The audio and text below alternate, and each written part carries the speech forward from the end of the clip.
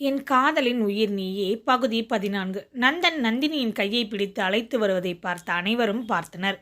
அதுவும் விமலா நந்தனை பார்த்து ரசனை இல்லாதவன் என்று கூறிக்கொண்டிருக்க, வந்தனாவுக்கோ இவர்கள் இருவரும் இப்படி ஜோடியாக சேர்ந்து வருவதை பார்க்கவே பற்றி கொண்டு வந்தது. கூடிய விரைவில் இந்த வேலைக்காரி ஏதாவது செய்து இந்த வீட்டை விட்டு வெளியே துரத்த வேண்டும். அதற்கான முதல் கட்ட வேலையில் இறங்கி ஆக வேண்டும் என்று நினைத்து கொண்டாள். நந்தன் யாரையும் நிமிர்ந்து கூட பார்க்காமல் நந்தினியை அழைத்து கொண்டு வெளியில் சென்றான். நந்தினியும் அவன் இழுத்த இழுப்பிற்கு பின்னாலேயே சென்றாள். வந்தனா அவள் அம்மா விமலாவிடம், அம்மா சீக்கிரம் நம்ம வீட்டுக்கு போகலாம், இங்கே நடக்கிறதெல்லாம் பார்க்கவே கடுப்பாகுது என்றாள். எனக்கும் அப்படிதாண்டி இருக்கு, சரி இரு நான் சம்மந்திக்கிட்ட பேசுகிறேன் என்றவள், சம்மந்தி நாங்களும் கிளம்புகிறோம், பொண்ணு மாப்பிள்ளையையும் ஆசீர்வாதம் பண்ணி அனுப்பி விடுங்க என்றாள். சரிங்க சம்மந்தி. ஏங்க அந்த காலண்டர் எடுங்க, நல்ல நேரம் பாருங்க என்றாள் கஜலட்சுமி. பாண்டியனும் காலண்டரை பார்த்து நேரம் நன்றாகத்தான் இருக்கு இப்பவே என்று சொன்னார். ஆகாஷ் வாங்க கிளம்புங்க, உங்களுக்கு தேவையான ட்ரெஸ் எல்லாம் நான் எடுத்து வைத்து விட்டேன். என்ன வந்தனா தேவையான துணியெல்லாம் எடுத்து வைத்து விட்டாயா? என்ன சொல்கிற? ஏய் நாம் அங்கே தங்கலாம் முடியாது, போயிட்டு வந்து விட வேண்டியது தான், அதுவும் இன்றே என்று சொன்னான்.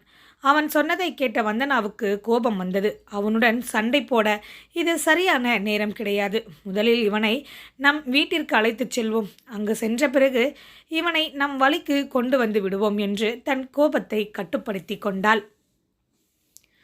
சரி ஆகாஷ், நீங்கள் சொல்வது போல் நான் கேட்கிறேன், இப்போது வாருங்கள் போகலாம் என்றாள். ஆகாஷ் எதிர்பார்த்ததும் இதுதான். காரணம், எங்கே தன் அண்ணன் நந்தனும் நந்தினியும் ஒன்று சேர்ந்து விடுவார்களோ என்ற பயம் உள்ளுக்குள் இருந்தது. அவர்களை கண்காணிக்க வேண்டும். அதற்காகத்தான் அவன் வந்தனாவின் வீட்டில் தங்குவதற்கு ஒப்புக்கொள்ளாமல் வீட்டிற்கு திரும்பி வந்துவிட வேண்டும் என்று கதை சொன்னான். அனைவரும் கிளம்பி வந்தனாவுடைய வீட்டிற்கு வந்தனர். விமலாவுக்குத்தான் கோபம் குறையாமல் அப்படியே இருந்தது. என்ன காரணம் என்றால், விமலா கஜலட்சுமியிடம் நந்தினியை தங்கள் வீட்டிற்கு அனுப்பி வைக்குமாறு கேட்க, கஜலட்சுமி நந்தனை காரணம் காட்டி நந்தினியை அனுப்பி வைக்க முடியாது என்று மறுத்துவிட்டார். அதிலும் இப்போது நந்தினி வீட்டில் இல்லை, நான் எப்படி உங்களுடன் அனுப்ப முடியும் என்று கேட்டாள். அதனால்தான் விமலாவுக்கு சமையல் செய்வதே மறந்துவிட்டது. வேறு சமையல்காரர்கள் சமைத்தாலும் அந்த சாப்பாடு யாருக்கும் பிடிக்காது. காரணம், நந்தினியின் கைப்பக்குவம் அப்படி. இப்போது மகனும் மருமகனும் மறுவீட்டிற்கு விருந்துக்கு வந்திருக்கிறார்கள். இப்போது என்ன செய்வது என்று யோசித்தாள் விமலா. சரி, ஏதாவது ஒரு நல்ல ஹோட்டலில் இருந்து சாப்பாடு வரவழைத்து விடலாம் என்று நினைத்தாள்.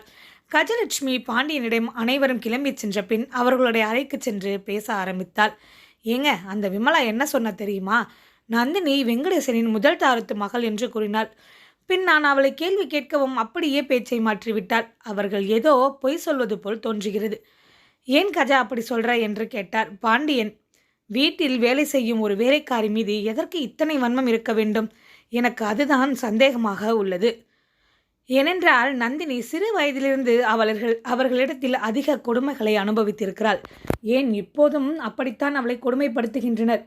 இது எதற்கும் நந்தினியும் அவர்களை எதுவும் செய்யாமல் அவர்கள் கொடுக்கும் தொல்லைகளை ஏற்றுக்கொள்கிறாள். இந்த விஷயம் மட்டும் நம் மகன் நந்தனுக்கு தெரிய வந்தால் அவன் அனைத்தையும் கண்டுபிடித்து விடுவான். ஆனால் நாம் எதையும் அவனிடம் சொல்லக்கூடாது என்றாள் கஜலட்சுமி. ஏன் கஜா, அவள் வெங்கடேசனின் மூத்த வாரிசு என்றால் நந்தனுக்கு அது பெருமைதானே, ஏன் சொல்ல வேண்டாம் என்கிறாய் என்றாள். பின்ன அவன்கிட்ட சொன்னா அவன் அந்த வேலைக்கார நந்தினியை தலையில் தூக்கி வைத்து கொண்டாடுவான்.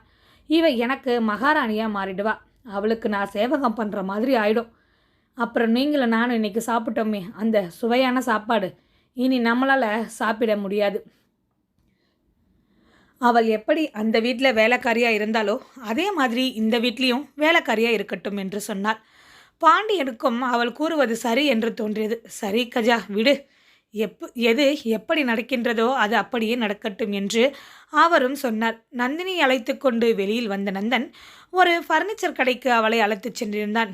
இங்கு எதற்கு வந்திருக்கிறோம் என்று கேட்டாள் நந்தினி. அதற்கு இப்போ நான் பதில் சொல்லி ஆகணுமா என்று அவளை அங்கிருந்த ரெடிமேட் பூஜை அறைகள் இருக்கும் இடத்திற்கு அழைத்து சென்றான். என்னங்க சார் இது என்றாள். இது என்ன மறுபடியும் சார்னு கூப்பிடுற? ஒழுங்கா போங்க வாங்கன்னு கூப்பிடு, இல்லை நான் சொன்ன மாதிரி என் பேர் சொல்லி கூப்பிடு என்று மிரட்ட, ஐயோ சாரிங்க, நான் தெரியாமல் அப்படி கூப்பிட்டுட்டேன், இனிமேல் அப்படி கூப்பிட மாட்டேன் என்றாள். சரி, இப்போ சொல்லுங்க, எதுக்கு இங்கே வந்திருக்கிறோம் என்று கேட்க, நம்ம வீட்டில் பூஜை அறைகள் எதுவுமே இல்லையே, அதனால்தான் அதை வாங்குவதற்காக வந்திருக்கிறோம் என்றான். நம்ம வீட்டில் தான் பூஜை அறை இருக்கிறதே, பிறகு எதற்கு புதிதாக வாங்க வேண்டும்? அதெல்லாம் வேண்டாம், நீங்கள் வாங்க, நம்ம வீட்டுக்கு போகலாம் என்றாள் நந்தினி.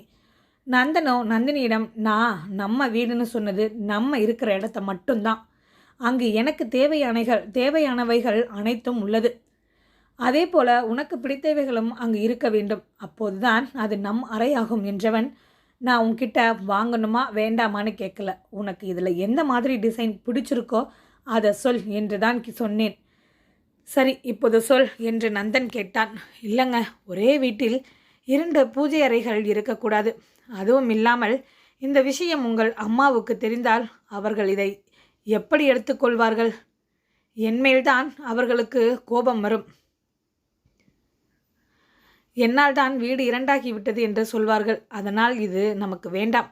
நான் சொல்வதை கேளுங்கள் என்று நந்தினி சொல்ல, நந்தன் நந்தினியை பார்த்து முறைத்தான். ஐயோ, இவரு வேற எதுக்கு எடுத்தாலும் இப்படி நம்மளை முறைச்சிக்கிட்டே இருக்காரு. எதுக்கு இப்போ என்னை பார்த்து முறைக்கிறீங்க? எதுக்கா? அது என் வீடு. நான் என்ன சொல்கிறேனோ அதுதான் அங்கே நடக்கும். அதுவும் இல்லாமல் எங்கள் அம்மா உன்னை எப்படி நடத்துவார்கள் என்று எனக்கு நன்றாகவே தெரியும். நான் சொல்வதை மட்டும் கேள். உனக்கு நான் வாங்கி தருவது என்று முடிவு செய்துவிட்டேன். என் முடிவை யாராலும் மாற்ற முடியாது. நீ இப்படியே பேசிக்கொண்டு இருக்காமல் உனக்கு எது பிடிக்கிறதோ அதை முதலில் என்னிடம் சொல் என்றான் நந்தன். நந்தன் கோபமாக பேசியதும் நந்தினி பயந்து கொண்டு அங்கிருந்த ஒரு பூஜை அறையை காண்பித்தாள். என்ன நந்தினி, நிஜமாகவே உனக்கு பிடித்திருக்கிறதா, இல்லை எனக்கு பயந்து கொண்டு இதை காண்பிக்கிறாயா என்றான். இல்லைங்க, நிஜமாவே எனக்கு பிடிச்சிருக்கு. இதை வாங்கிவிடலாம். சரி வா, அடுத்து உனக்கு இன்னொரு முக்கியமான ஒன்றை வாங்கி தரப்போகிறேன். அது உனக்கு ரொம்ப பிடிக்கும். அதை நீ வேண்டாம் என்று சொல்லவே மாட்டாய். என்ன, எனக்கு பிடித்ததா? நான் வேண்டாம் என்று சொல்ல மாட்டேனா என்று நந்தினி யோசிக்க, நந்தன் உன்னோட சின்ன மூளையை வைத்து கண்டுபிடிக்க முடிந்ததா இல்லையா என்று கேள்வி எழுப்பினான். நந்தினி இதுவரை தன் வாழ்நாளில் தனக்கு பிடித்தது என்று எதையும் வாங்கியதும் இல்லை, சொல்லியதும் இல்லை. அதனால் நீங்களே சொல்லுங்கள் என்றா.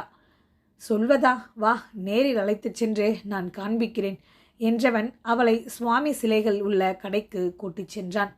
அந்த கடையின் உள்ளே சென்றதும் நந்தினி வாயை பிளந்து பார்த்து கொண்டிருந்தால் அங்கிருந்த சிலைகளை.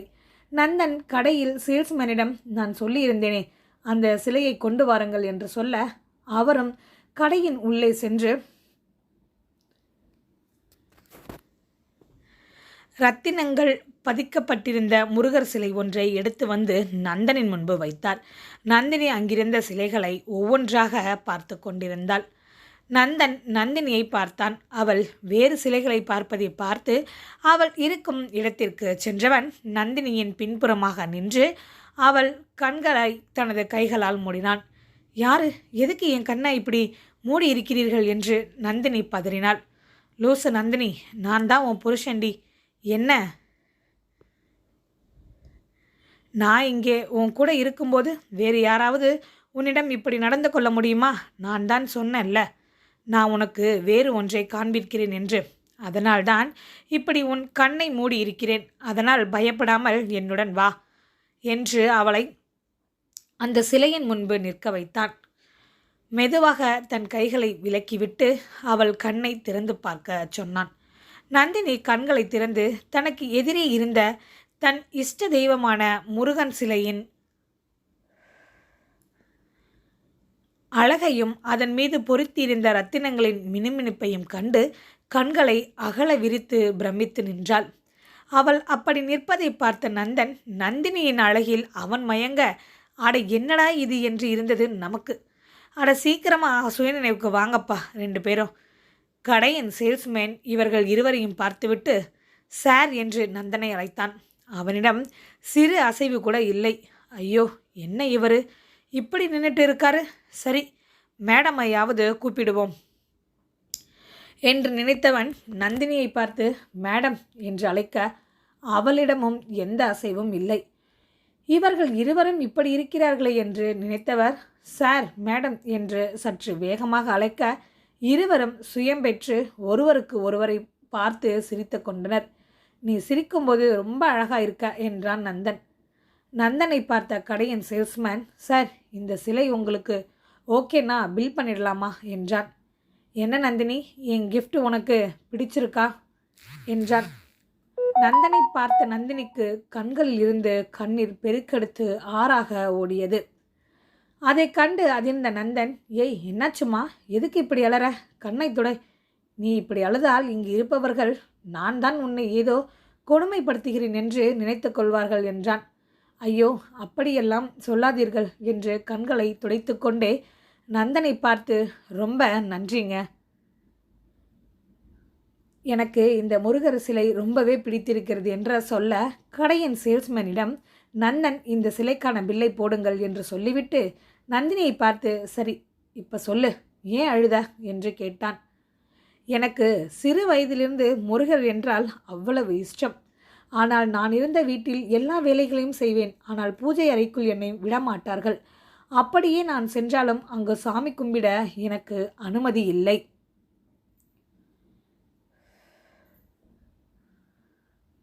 ஆனால் நான் உங்களிடம் நேற்று ஒரே ஒரு வார்த்தை தான் சொன்னேன். நீங்கள் இன்றே எனக்காக இதை செய்ததும் என்னை அறியாமல் அழுகை வந்துவிட்டது. நான் உங்களுக்காக எதுவும் செய்யவில்லை. ஆனால் நீங்கள் எனக்காக ஒவ்வொன்றையும் பார்த்து பார்த்து செய்கிறீர்கள் என்று மறுபடியும் கண்களில் கண்ணீர் வர ஏன் எதுக்குடி இப்போ மறுபடியும் அழுற? நான் தான் சொன்னேனே நீ என்னுடைய மனைவி. இந்த நந்தனின் மனைவி. எதற்காகவும் ஏங்கவும் கூடாது கலங்கவும் கூடாது. புரிகிறதா? என் உயிர் இந்த மண்ணில் இருக்கும் வரை நீ எதற்காகவும் அழவே கூடாது.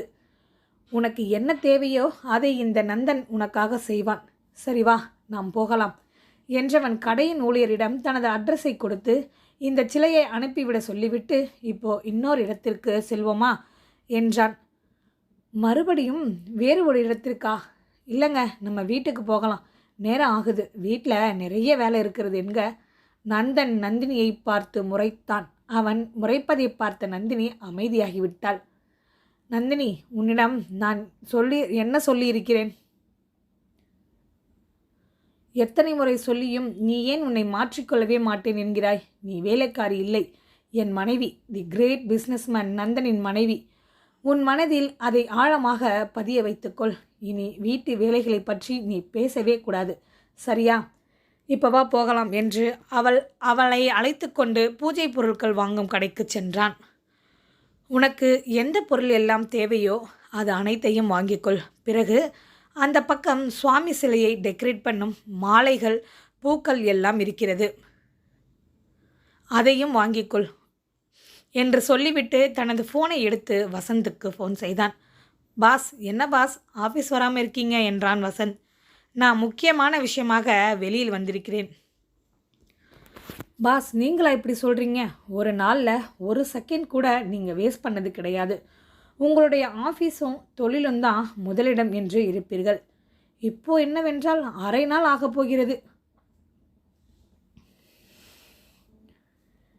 இன்னும் நீங்கள் ஆஃபீஸ் வராமல் இருக்கிறீர்கள்.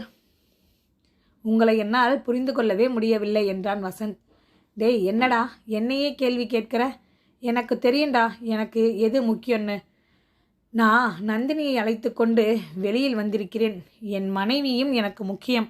என் தொழில் எப்படியோ அதைவிட ஒரு படி மேல் முக்கியம் என் மனைவி. இதெல்லாம் உனக்கு சொல்லி புரிய வைக்க முடியாது. புரிய வைக்க வேண்டிய அவசியமும் எனக்கு இல்லை. நான் இப்போது உனக்கு ஃபோன் பண்ணியதே இன்று ஒரு கிளைண்ட் மீட்டிங் இருக்கிறது. அதற்கு என்னால் கன்ஃபார்மாக வர முடியுமான்னு தெரியல. அதனால் நீயே அந்த மீட்டிங்கை முடித்து விடு என்றான். என்னால் வர முடிந்தால் நான் வந்து விடுவேன். நீ எதற்கும் ப்ரிப்பராக இருந்துக்கோ. அதுக்கு தான் உனக்கு ஃபோன் பண்ணேன். சரி இப்போ ஃபோனை வைத்து விட்டு வேலையை பார் என்று ஃபோனை கட் செய்தான். வசந்த் அந்த பக்கம் ஏதோ பேச நினைத்தவன் நந்தன் ஃபோனை கட் செய்யவும், ஐயோ இந்த பாஸுக்கு நேற்று தான் கல்யாணம் ஆச்சு. முழுசாக ஒரே ஒரு நாள் தான் ஆகியிருக்கிறது. அதற்குள் எப்படி மாறிவிட்டாரே? இவருக்குத்தான் பெண்கள் என்றாலே பிடிக்காது. அப்படி இருக்கையில் எப்படி நந்தினியை மட்டும் இவருக்கு பிடித்தது? அதுவும் இல்லாமல் நந்தினியை அழைத்து கொண்டு வெளியில் சென்றிருக்கிறேன் என்று கூறுகிறார். இதெல்லாம் எப்படி என்று யோசித்தான். பிறகு சரி, எதுவாக இருந்தாலும் நந்தன் சாரும் நந்தினியும் நன்றாக சந்தோஷமாக இருந்தால் அதுவே போதும் நமக்கு என்று நினைத்தவன் நந்தன் அவனுக்கு கொடுத்த வேலைகளை கவனிக்கச் சென்றான். நந்தன் வசந்திடம் ஃபோன் பேசிவிட்டு முடித்துவிட்டு நந்தினியை தேடி கடைக்குள் சென்றான். அங்கு நந்தினி முருகர் சிலைக்கு தேவையான அனைத்து அலங்கார பொருட்களையும் வாங்கி கொண்டு இருந்தாள். அவள் பொருட்கள் வாங்கும் அழகை ரசித்து பார்த்து கொண்டிருந்தான் நந்தன். நந்தினி அனைத்தையும் வாங்கி முடித்துவிட்டு அவள் கண்கள் நந்தனை தேடியது. தன்னவள் தன்னை தேடுவதை பார்த்த நந்தனின் மனது சந்தோஷத்தில் திளைத்தது.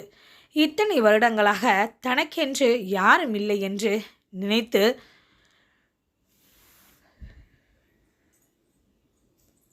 ஏங்கிய மனது இன்று நந்தினியால் நிறைந்தது. அதே சந்தோஷத்தில் தன்னவளை தவிக்கவிட நினைக்காமல் அவள் அருகில் சென்று நின்றான் நந்தன். என்ன நந்தினி, யாரை தேடுகிறாய் என்றான். நான் வேறு யாரை தேடப் போகிறேன்? உங்களைத்தான் தேடினேன். நீங்கள் சொன்னது போல எனக்கு தேவையானதை வாங்கிவிட்டேன். அடுத்து எங்கே போகப் போகிறோம் என்று நந்தனை பார்த்து கேட்டாள். அதுவும் உனக்கு பிடித்த இடம்தான் என்றான் நந்தன். தொடரும். நன்றி, வணக்கம். சப்ஸ்கிரைப் பண்ணுங்கள் ஃப்ரெண்ட்ஸ்.